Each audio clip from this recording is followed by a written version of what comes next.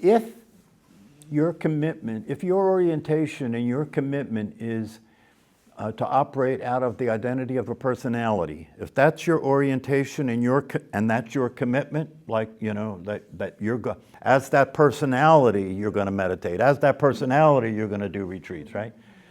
You're probably in the wrong place.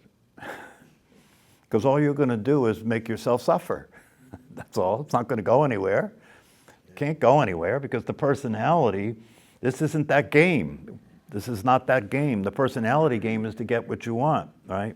These practices and teachings have nothing to do with what you want. Have nothing to do with what you want, have nothing to do with your comfort, has nothing to do with your ideas, has nothing to do with your way of functioning in life. Has nothing to do with that. A retreat is an opportunity for you to have a direct relationship with your mind. In the everyday course of events, you can't have a direct relationship with your mind because in your interacting with life and interacting with other people, you will invariably fall into the identity of your mind in order to do that. You have to. You have to. You have to be a separate self, taking yourself to be a body, interacting with other separate selves. That's what's going on here, right? Yeah. So these teachings and practices have to do with having a direct understanding and a direct relationship with the mental activity, so you can begin to be a witness of how it is the source of suffering. You can begin to be a witness. If you do a retreat, see, the thing is this: meditation, as I teach it, is a practice. And by definition, a practice is something you repeat, yes? Yeah. And the repetition necessary for the practice of meditation to have power is every single day at least once, and at least for 30 minutes. Every single day at least once, and at least for 30 minutes. If you're not doing that, you are not meditating. If you're not doing that and you just come to the class and meditate here, that's like walking into a piano store and going over to the keyboards and, like, you know how you play with the keys? Oh, I remember this. I can hit these 3 keys and remember a little song from when I was a kid in school and we played on the teacher's piano, right? It's like walking into a store and playing with the keys for a few minutes and leaving. That's would be how powerful, compared to playing music on the piano. Compared to playing music on the piano.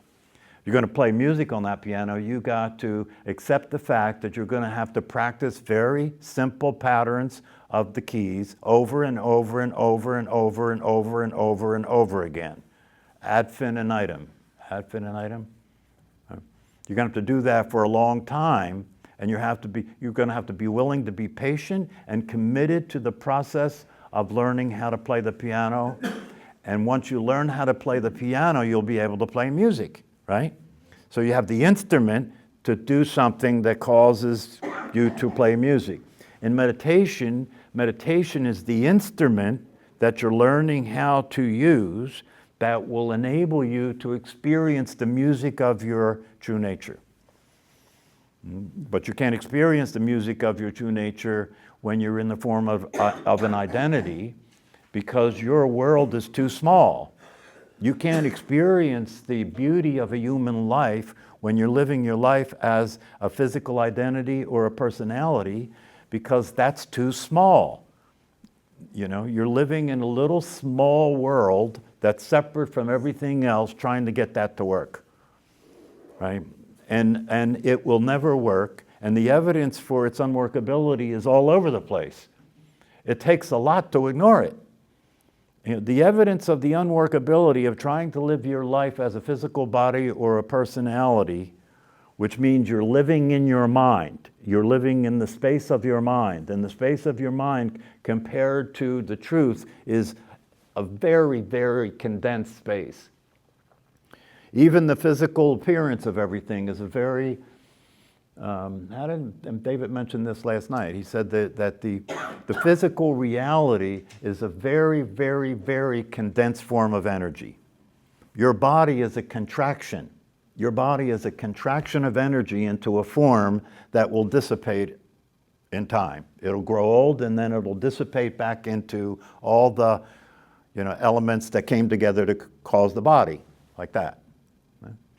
So meditation is a practice, and unless you do the practice every single day without fail for enough of a period of time, you will stand no chance. You will stand no chance of beginning to experience the natural state.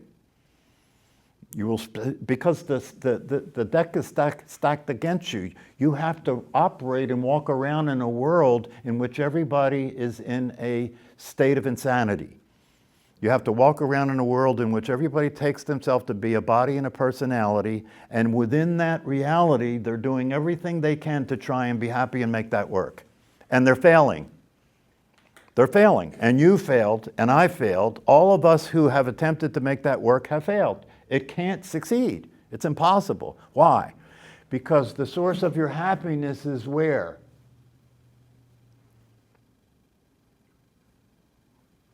In the ordinary way that human beings exist, where is the source of their happiness? Yeah, and where is that? Where is what you want? Well, yeah, it is in your mind, but most people don't know that, so where do they think it is? Future and the past. In the world. In the world, isn't it? Yeah, what you want is in the world. It's out there, right? Yeah, and what you depend on in order to be happy is that what's happening out there is consistent with what you consider to be happiness, isn't it? Yeah. Can you see that that's never going to work? That's like saying if the weather would only stay at, well, let's see, what would I like it to be? If the weather would only stay at 72 degrees all the time, right? Not too hot, not too sunny, then I'd be happy. God damn it. That's how people are living. Whether it's the weather, whether it's how much money you have, whether it's the way your body looks, right? Yeah. Whether it's who your family is, whether it's what country you live in, it's all circumstantial. It's all circumstantial, right? As long as your life is a function of circumstances, you cannot be happy. It's not possible. And yet almost all of us are compulsively driven to continue to play that game no matter what. Right up until the dying day, trying to be happy, right? It's never going to happen. It can't possibly happen, right? The reason it can't possibly happen is because that's not the true source of happiness. Circumstances are not the true source of happiness. So what is the true source of happiness? The source of true happiness that's available at all times is your existence, isn't it? That's what you don't want to lose, isn't it? Yeah? You don't want to lose your existence. We call that death. You don't want to lose your existence, right? But here's the deal. Are you enjoying it? Don't lie. Are you enjoying your existence, or is it the only thing you can enjoy is just the circumstances are right? Then you can enjoy yourself. You're not enjoying yourself if you're enjoying the circumstances. You're not the circumstances. If you're enjoying yourself, you're enjoying the existence of you. Your existence is the source of your well-being. A baby knows that. Look at a baby. A baby is not trying to figure out how to control the world. An adult is. A baby is not trying to figure out how to control the world. A baby is in a natural experience of existence, isn't it? It's in a natural experience of existence. It hasn't gotten serious yet. Hasn't gotten serious yet. When the baby gets a little older, right, then people start saying, get serious. You got to get serious. You got to figure out, what are you going to do? What's your job going to be here? How are you going to make money? You can't depend on me. You got to get away from me. So we're constantly ruining them. Well, see, the thing about it is that it's an inevitable reality that we have to deal with the life that we're experiencing as a human being. Yeah. It's an inevitable reality that we have to deal with that, We have to deal with the fact that we showed up in a time-space situation. We showed up in a time-space situation, and we showed up as an identity. We appeared to be this body. We showed up as an appearance called the human body, and we showed up as an appearance called the mind-body appearance. It's the mind-body appearance, right? So that's inevitable. That has to happen for us to do this, doesn't it? Yeah. I mean, I can't have a relationship with you if I am you. You know what I mean? So this is an interesting game we're playing called I'm Not You. Now we can have a relationship, right? Now I can fall in love with you, you know. Now. But one of the things that happens when you wake up is you realize that all there is you. You know, somebody was asking the Zen teacher last night, what's a bodhisattva? Right? And he said a bodhisattva is somebody that's living with a different reality. The reality that they're living with is everything is them, right? If everything is them, wouldn't it be natural for them to care about everything and take care of everything because everything is them? Whether it's other people, whether it's animals, whether it's the planet, it's them. Yeah? Because the absolute truth, the absolute reality that we're practicing in order to get out of the limitedness of the mental state, right? The absolute reality that we're practicing in order to get out of the limitedness of the mental state is a reality in which it would be natural to care about other people and the earth and animals, and it would be natural because you're caring about yourself. That's all you're doing is care about yourself. It's the ultimate form of selfishness. It's the true form of selfishness. The true form of selfishness is being selfish in such a way where you care about everything because you are everything. Now, you know, to the average person, if somebody's in the hallway listening, they'll say, those people are crazy. Yeah. Right? Yeah. Because everything's back asswards. You know, when you wake up, everything is the opposite of what you thought it was. When you wake up, pain is now a blessing. Isn't that interesting? Yeah. When you wake up, suffering is now grace, the grace of God. You know, the worse the suffering is, the better. That's the grace of God. Maybe we can suffer you into realizing that you're free from suffering. That's what compassion is. Compassion is the understanding that you're seeing other people suffer unnecessarily. It's not necessary. There is nothing happening that has to result in your suffering. The reason you're suffering is because you're paying attention to a mental condition. You're paying attention to a psychological activity that you take to be you. It's a psychological activity. When we sit still to meditate, right, the practice of meditation involves sitting in a posture with your back straight. When we sit still to meditate, you're practicing doing nothing and being still. Stillness. That stillness is like the consciousness that is the underlying reality of everything. That stillness is like the consciousness that is the underlying reality of everything. And the mental activity is always active, isn't it? Yeah. So the only way to experience freedom and relief from this mental activity is to sit still and be quiet. And experience that the silence that you can experience, right, is the experience of the truth. The silence that you experience is like consciousness. Why? Because it's empty of sound. Consciousness is empty of form, like the Heart Sutra says. Form is emptiness, emptiness is form. Consciousness is empty of form. Silence is empty of sound. Without silence, there can't be sound. Without consciousness, there can't be form. They're the same thing. They're different sides of the same coin. So what we're practicing when we practice meditation is we're practicing something that will allow us to start to discover and start to recognize what is real. What is real. You start to discover and recognize that the voice in my head is not what is real. What is real is the awareness of the voice. That's what's real. When you do a meditation retreat and you sit over and over again all day long after you get up at 4:15, you're sitting there with a mental state that will talk like that all the time. So you're sitting there, you go to a meditation retreat. Now you're going to be in this retreat for the next 7 days, now without talking to anybody, no phone conversations, no TV, nothing. Everything will be taken care of. Your job is to meditate for 7 days, right? So you go into the meditation hall and you sit and you start to meditate, and it's the beginning of the retreat, and the voice in your head is saying, "Oh, fuck." That's what your voice is going to say, because your voice does not want to do this, to sit here, because you're sitting there and the voice is looking forward, which it always does, right? It's looking forward to the future, and the future is 7 days of this. 7 days of this.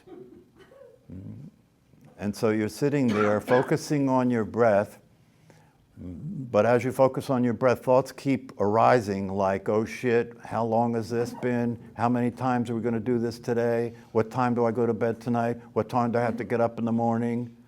What's this mean? Why am I doing this? This is crazy. You know, the voice will continue to play that stuff, right? But over the 7 days, by just sitting there with it, you see you have no distractions, right? No demands being made on you. It's just you and your mind, you and your mind. Just by sitting there with the voice in your head for 7 days, after a while, it starts to calm down because you have made an agreement that you're going to do this retreat.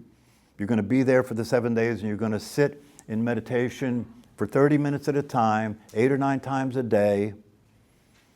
You've already made a commitment to do that. Right? So after the 3rd or 4th day, the mind starts to get quiet. Why? Because obviously you're not listening to it. Right? This is what will open the door to freedom, right? If you can be present to the mind and not identify with it, right? Over time, not just in formal meditation, right? Formal meditation is the beginning of practicing doing this, right? But after you have enough practice, it should be how you live, not what you're practicing.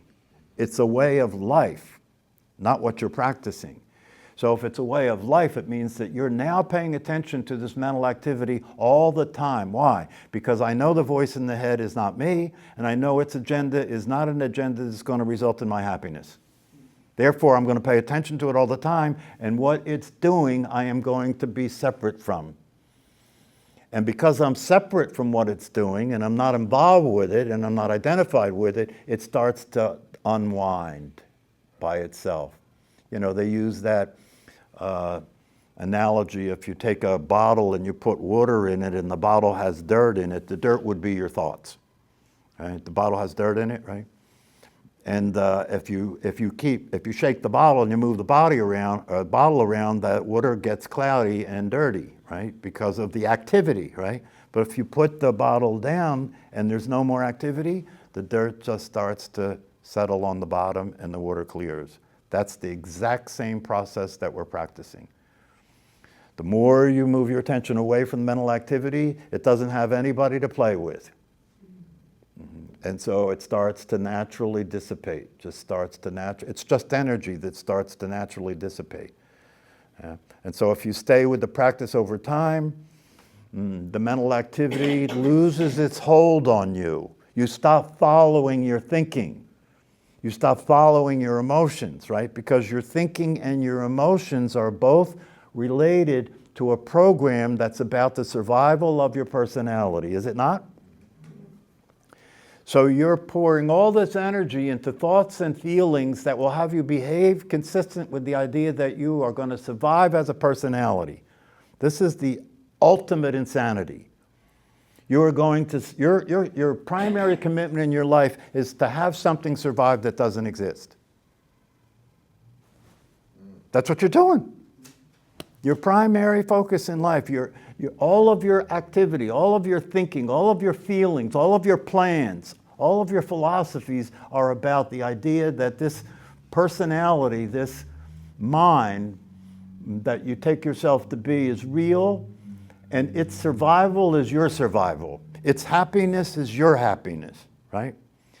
All the while, what you're trying to survive and be happy doesn't even exist. And to the extent that its lack of actual existence starts to kind of dawn on you, to the extent that its lack of actual existence starts to dawn on you, you stop being interested in it because you realize this is a dead end. This is not going anywhere. Not only is it not going anywhere, but when it comes time for the body to die, this personality that you've been trying to survive will be in complete terror because it realizes that it's going to fail. Why wait till then? Why wait until you're on your deathbed to realize that this was a failed project? Let it happen now. That's what my book is about, Dying to Live. Let it happen now. Let what's not alive be not alive, and let what is alive be alive. What is alive is your awareness. What's not alive is the thought process. It's literally mistaking it's as if you took yourself to be a program in your computer. It's the same thing.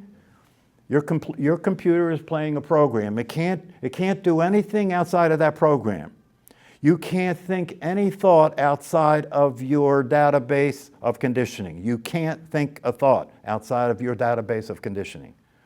That's the limitation. Just like a program can't perform a process that's outside of what it was programmed to do. It can't do it.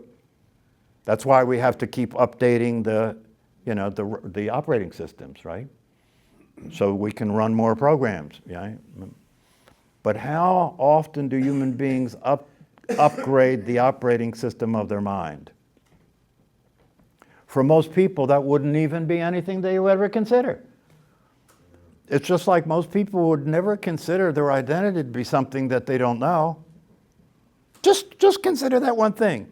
Almost all of humanity would not consider the question, who am I, to be relevant. Almost all of humanity would not consider the question, who am I, to be relevant. Why? They already know. Because they already know. Yeah, sure. That they already know. It's not a question. I know who I am. They told me who I am when I started to learn how to speak the language. They told me who I am. So I don't have to worry about that anymore, even though it's not true.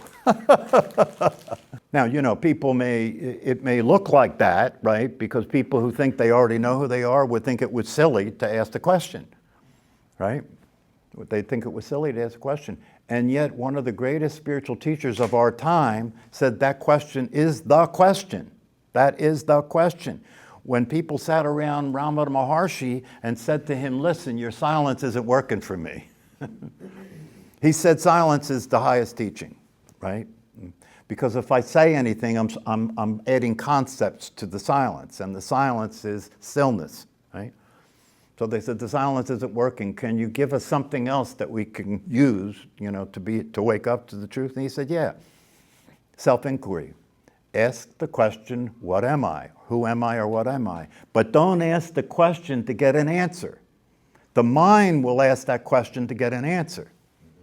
But the purpose of that practice of self-inquiry is not to get an answer, it's to just do the looking. To just look. If you're going to look to see the answer, who am I, where are you going to look? In your mind. Are you going to find it there? No. No. So where do you have to look?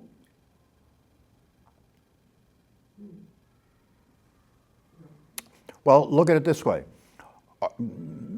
Okay, if you're willing to accept the possibility, because most people aren't, but if you're willing to accept the possibility that you don't know what you are or you don't know who you are, right? Where you could start is that you're here, right? Whatever you are you're here. Whatever you are is happening right now, right? So it's not like it's somewhere else, right? So if who you are is here right now, where do you look? Here. You look right here. Where here?